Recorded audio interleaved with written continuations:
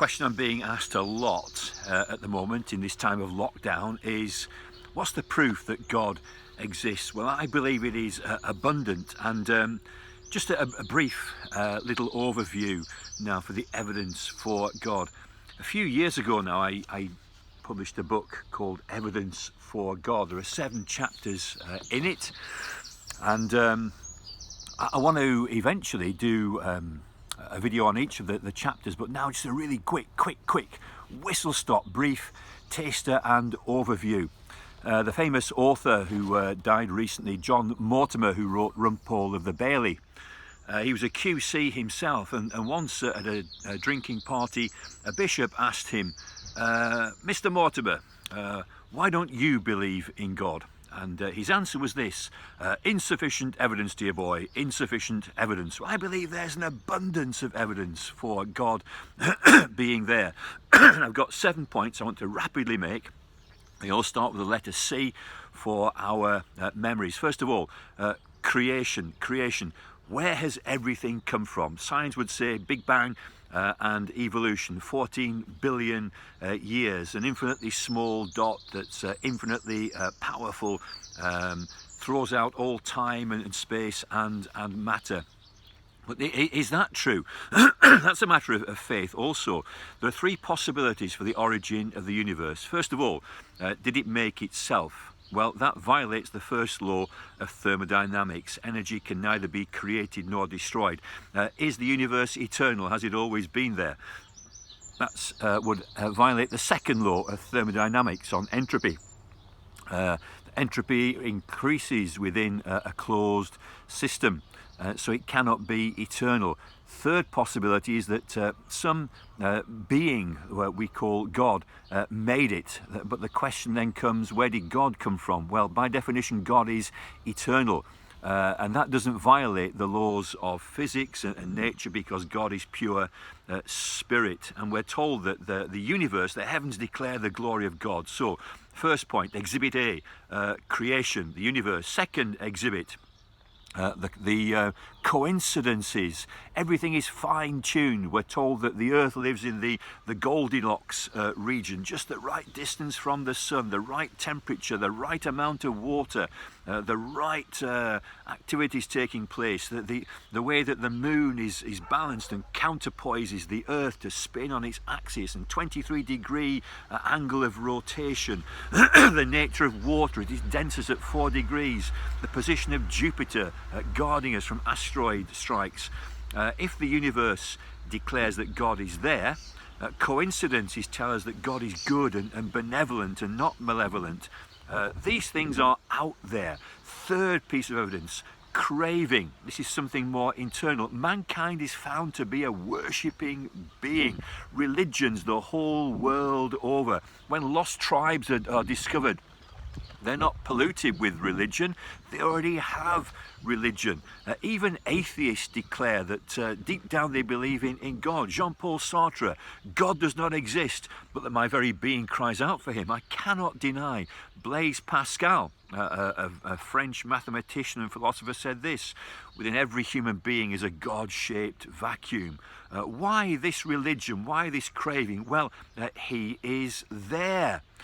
If the universe says that God is there, if coincidence tells us that he is benevolent, craving tells us this, that God is knowable. Third C, conscience. We have a traffic light system. It's set at different levels within different human beings. Certainly, red, don't go there. Green, go there. Amber, proceed with caution. Animals don't seem to have this. When the fox eats the chicken, he's just doing what a fox does. He doesn't go home to his wife crying, "Oh, I've eaten the chicken." No, that's what animals do. But we have this sense of right and wrong. Where has that come from? Well, it's part of the soul that's within us. We're made in the image of God. And conscience tells us 2 things. God is good and right, and he's the eternal ultimate judge, and I am wrong. I get things wrong.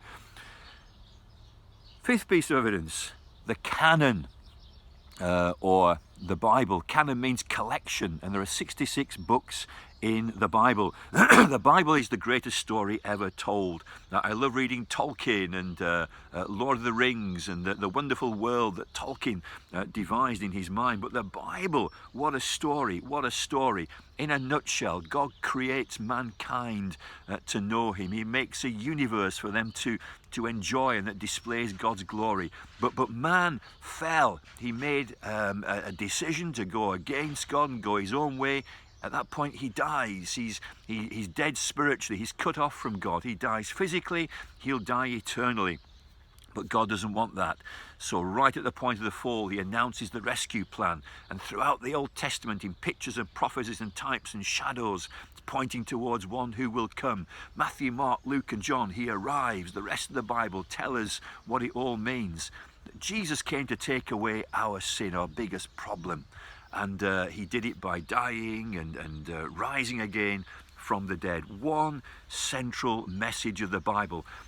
Despite 40 different human authors, despite 1,500 years, if you put the canon collection together, it's giving one unfolding message because there's one superintending author, and that's God himself. Now then, that's canon. 6, Christ, that he existed is beyond any reasonable doubt. Tacitus, Pliny and Josephus, contemporary historians, wrote about this amazing person. He split time in two. It's 2020 all because of him. The claims that he made were remarkable. The way that he acted is remarkable. Why did he come into the world? To take away the blockage between us and God. We can't do it, religion can't do it, but God comes from the outside to do it for us. Is it true that he's the Son of God? It all hinges on his resurrection. Did he rise from the dead? And we'll think about that when we look at in more detail. Finally, number 7, Christian experience. Now, the other pointers were objective, solid, you can look at them.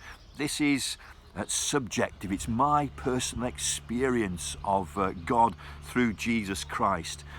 And I believe Christianity is true because it's worked in my life. My life was going in a direction I dread to think where I'd be today, but for the power of Jesus Christ in my life. At a point in time, 44 years ago, I saw my sin. I saw Jesus as the Son of God who lived and died and rose again. I put my trust in him.